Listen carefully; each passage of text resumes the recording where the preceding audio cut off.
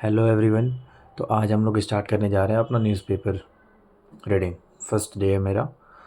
अपन आज पढ़ेंगे न्यूज़पेपर, लेकिन हम लोग आज स्टार्ट करने वाले हैं एडिटोरियल से, क्योंकि स्टार्टिंग एडिटोरियल से करते हैं, फिर धीरे धीरे बाकी टॉपिक पे आएंगे। अभी 1 वीक to 10 days बस एडिटोरियल पढ़ेंगे, उसके बाद बाकी टॉपिक पे भी आएंगे, लेकिन टॉपिक देखेंगे कि कौन कौन सा पढ़ना है और उसको बस एक बार देख लेंगे।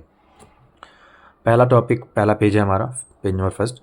Judiciary can not tie president governor to timelines says supreme court. ये हम लोग के लिए इम्पोर्टेंट है पॉलिटिकली, और ये इसको हम लोग को पढ़ना है।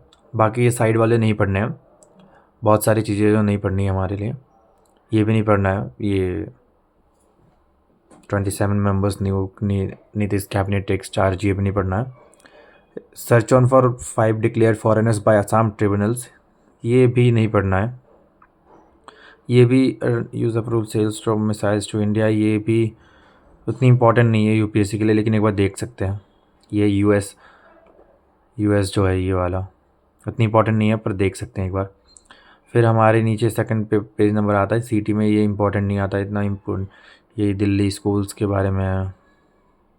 ये है suspend 3 teachers head masters and suspended MCD school principal transfer for sharing options text messages offence, ठीक है। और protester attempt to storm festivals venue in Manipur, police resort to lathicharge, ये भी नहीं पढ़ना है। ये भी हमारे लिए इम्पोर्टेंट है, और हमारे लिए पेज नंबर 8 पे इम्पोर्टेंट है, 3 में तो नहीं है। 4 में भी हमारे लिए ऐसे कुछ इम्पोर्टेंट नहीं है। और उसके नीचे हमारे आते हैं, उसके नीचे आते हैं फिफ्थ में भी हमारे लिए ऐसे कुछ इम्पोर्टेंट है नहीं। बहुत सारी चीज़ें जो छोड़नी है आज के पेपर में, ज़्यादा नहीं पढ़ना है। 6 हमारे नहीं है। रेड कार्ड कौन सा है ये भी नहीं पढ़ना है, ये भी नहीं पढ़ना है। अब आते हैं 8 नंबर पे। 8 नंबर में हम लोग को पढ़ना है the game changer in Bihar election 2025। इसको उतना इम्पोर्टेंट नहीं, पर पढ़ सकते हैं, कुछ कुछ इंपॉर्टेंट चीज़ें इसमें मिल जाएंगी।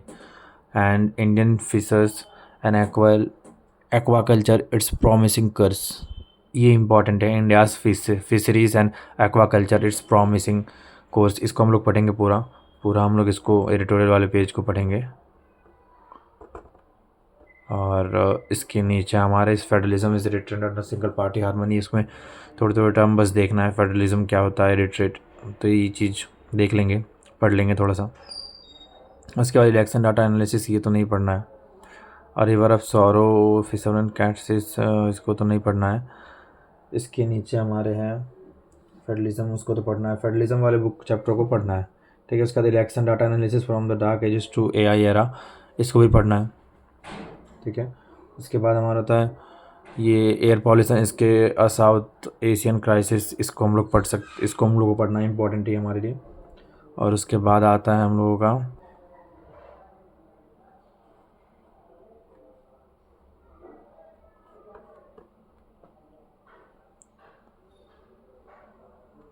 पेज नंबर 20, ये हमारा है 11 पे तो कुछ नहीं पढ़ना है। इसके बाद 12 में भी नहीं पढ़ना है कुछ, एंड ये इम्पोर्टेंट उतनी है नहीं। 13 में भी नहीं पढ़ना है सुप्रीम कोर्ट के बारे में, पर इतना इम्पोर्टेंट नहीं है।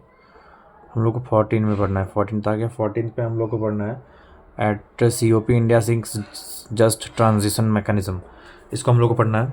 इसके नीचे हमारे है ऐसा कुछ है नहीं, पर एक फार्मा वाला था टॉपिक, कौन सा था वो? नीचे आते हैं, नीचे देखते हैं हम लोग। नीचे क्या था वो? इंडिविजुअल्स, ये वाला पढ़ना है साइंस, इसको, ये इम्पोर्टेंट, इसको पढ़ सकते हैं। Pharmacogenetics reading genes to tailors perceptions for individuals, इसको पढ़ना है। तो हम लोग स्टार्ट करते हैं। पेज नंबर हम लोग जाते हैं 1 पे। पहले 1 पे तो नहीं जाना, हम लोग एडिटोरियल पे जाना है, तो हम लोग जाएंगे 8 पे। ठीक है, स्टार्ट करते हैं। Game changer in Bihar election 2025, यहाँ से स्टार्ट करते हैं। ठीक है, political victory often pose the question whether there was a game changer. ठीक है, to argue that the victory resulted from a fortuitous combination of many factors appears less attractive. Analysts are tempted to search for game changers so that a dramatic looking outcome can be explained by equally dramatic looking new formulation. The victors, on their part, need the big story because such a story fits a narrative that can help beyond the immediate train of the electoral victory. In the recent held assembly election in Bihar, which resulted in the National Democratic Alliance (NDA) winning nearly half of the votes polled and bagging nearly 90% of the seats in the assembly. अभी जो BJP की party बनी है, सरकार बनी है बिहार में, उस पर बहुत अभी चर्चित हो रही है क्योंकि वो वन साइडेड हो गई है कि हाफ ऑफ द सीट्स से ज़्यादा उन लोग बीजेपी जीत चुकी है और 90% of the seats in the assembly में जीत चुकी है। ठीक है, nearly 90%। This state election appears to be a case, क्योंकि इसमें बताया जा रहा है कि वोट चोरी वगैरह से बताया जा रहा है, इसीलिए वो एक केस की तरह लग रहा है। पर some key factors must have produced his scale of victory. The new combination with the opposition taking expectation to the last minute scheme for the benefits of women. Opposition ने मतलब बताया था कि वुमेन के लिए कैसे उन लोग स्कीम लाएंगे, which had been devised by the state government and cash transfer taking place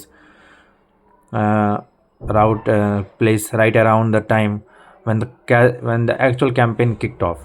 The women's vote stand out as the key factor that gave the NDA its massive victory. The fact that the women outnumbered men in terms of voter turnout has added more plausibility to his argument. ठीक है, another factor according to at least some circles in the voters that they overwhelming support, it is asserted, helped the NDA register their dramatic victory. Indeed, the Rashtriya Janata Dal too did promise a government job for every household, but many believe that the Bharatiya Janata Party's pitch for 1 crore government job was what stole the day. अच्छा, ठीक है, ये है, लेकिन ये इतनी important नहीं है तो हम लोग इसको स्किप कर सकते हैं। ये बिहार के इलेक्शन के बारे में कि कैसे क्या किसने कैसा कहा और वोट चोरी वगैरह, तो ये हमारे लिए इतनी इंपॉर्टेंट नहीं है। हम लोग ये इंपॉर्टेंट है Indian fishers and aquaculture its promising course, ये इंपॉर्टेंट है यूपीएससी के पॉइंट ऑफ व्यू, जिसको पढ़ते हैं। Fishers and aquaculture are among India's fastest growing food producer sectors. Fisheries and aquacultures are among India's fastest growing food producing sectors, playing a vital role in livelihood, nutrition और trade. ये जो fisheries and aquaculture, ये India का सबसे ज़्यादा fast growing food producing sector है। ठीक है, over the decades India has witnessed remarkable growth in aquatic food production that is driven by technological innovations. ठीक है, institutional support and proactive policy measures. Yet the sector faces critical challenges overfishing, habitat degradation, water pollution, and climate change are straining aquaculture ecosystem. Small scale fish, यहाँ से देख थोड़ा बड़ा कर लेते हैं इसको। Small scale fishers and farmers often lack access to finance, technology, and markets, while poor traceability and inequality post-harvest measures limit tappage of the best export and domestic market potential and compromise food security. ठीक है, ये ठीक है, यहाँ तक। इसके आगे देखते हैं। On world fisheries day 2025, on world fisheries day 2025, जो कि नवंबर 21 को, जो कि आज है, वर्ल्ड फिशरीज डे, इसको नोट करके रख लेना कि ये इंपॉर्टेंट है हमारे लिए। The food and aquaculture organization of the united nation calls for a renewed commitment to the India's Blue Revolution and supports the government of India's theme this year, which is India's Blue Transformation, strengthening value addition in safe food exports. India's growth in fisheries and aquaculture, अब ये चीज़ important है, इसको थोड़ा कुछ point आएंगे इसमें, इसको लिखना मतलब पॉइंट लिख सकते हैं। According to the FAO state of world fisheries and aquaculture, ठीक है, सोफिया जो कि बोलते हैं, 2024 Global capture fisheries produced 92.3 million tons in 2022, while aquaculture reached a record of 130.9 million tons, valued at $313 billion.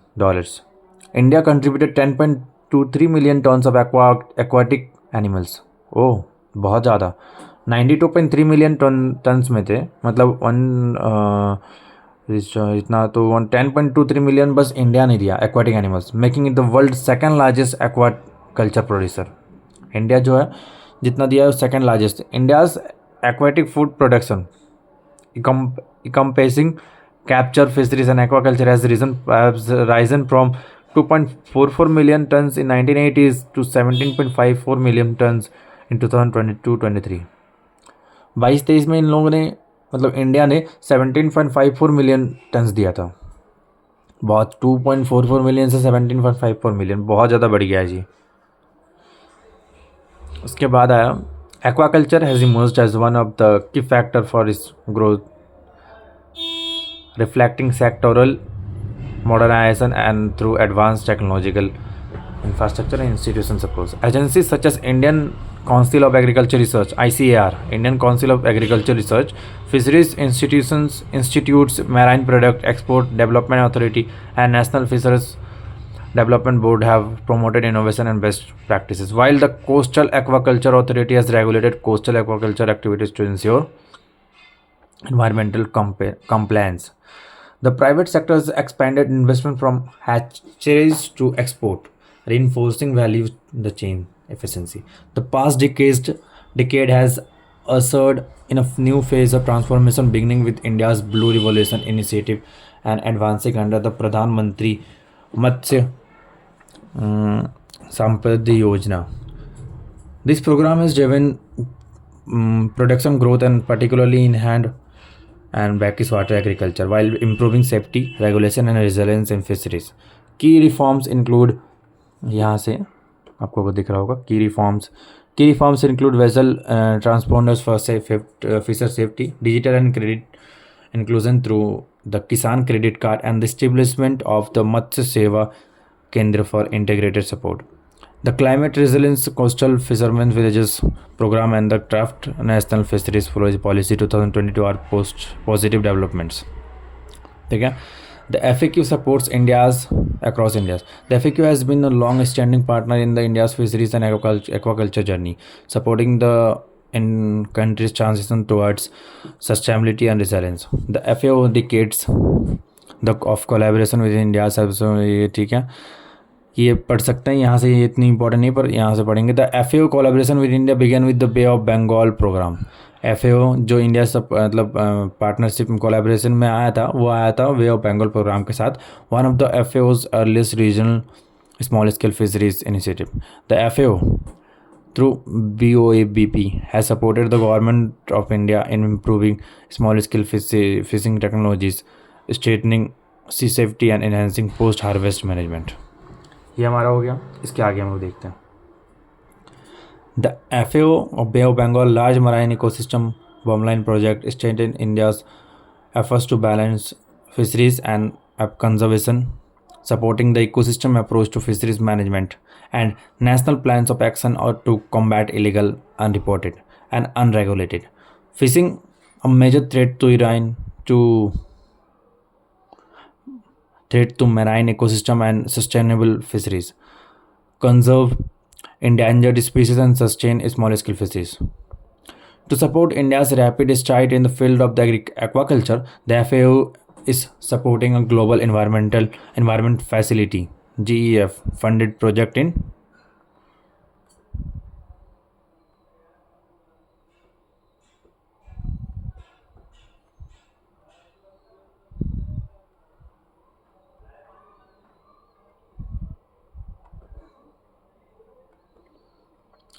Andhra Pradesh on transforming aquaculture to sustainable, reduced footprint and climate resilient food safety, guided by guidelines of sustainable aquaculture and ecosystem approach to aquaculture principle. A project aims to support the Department of Fisheries. ये project इसलिए बनाएगा कि उसमें support करेगा department of fisheries को. Government of Andhra Pradesh इस इन promoting climate resilient, sustainable aquaculture, and benefiting the state and serving as a model for India to take forward the government blue revolution. As a part of aquatic value chain, straightening of the fish sports and fishing harbors is also one of the main trust area of the government of India. A technical cooperation program of the FAO intends to assist the government of India to strengthen the technical capacities of fishing ports to address the main environment, social and economic challenges that affect the aquatic value chain. To pilot fishing ports, especially Vanakabra, and this one DU and Jadao in Gujarat will benefit from the TCP that will provide them this specific. ये ठीक है. First focus on sustainability ये देख लेते हैं. India's fisheries and agriculture sector are one of promising trajectory. Yet sustainability must remain central. Managing fishing efforts through science-based stock assessment, promoting CO managed monitoring, control and surveillance.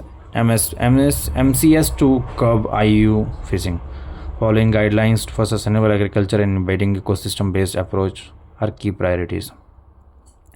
Straightening certification, traceability, and digital tools while ensuring inclusivity for smallholders will enhance competitiveness in domestic and global markets. The FAO remains committed to supporting India's journey towards sustainable aquatic food system, ensuring food neutrality, food and nutritional security, and reducing environmental and climate footprints, guiding India's blue revolution towards a resilient and inclusive future. ये हमारा हो गया इस sustainability के बारे में था. इसके बाद हम लोग देखते हैं, अभी ज़्यादा हम लोग नहीं पढ़ेंगे कि हम लोग आज फर्स्ट है, तो हम लोग आज इसके बाद हम लोग फेडरलिज्म अंडर थ्रेट इसको नहीं देखते हैं. अब आज के लिए इतना ही काफ़ी है. उसके बाद कल से हम लोग इससे ज़्यादा थोड़ा करेंगे, 2-3 पढ़ेंगे, उसके बाद थोड़े थोड़े बढ़ा के हम लोग पढ़ेंगे. तो मेरे साथ बने रहिए और टेक केयर, बाय बाय.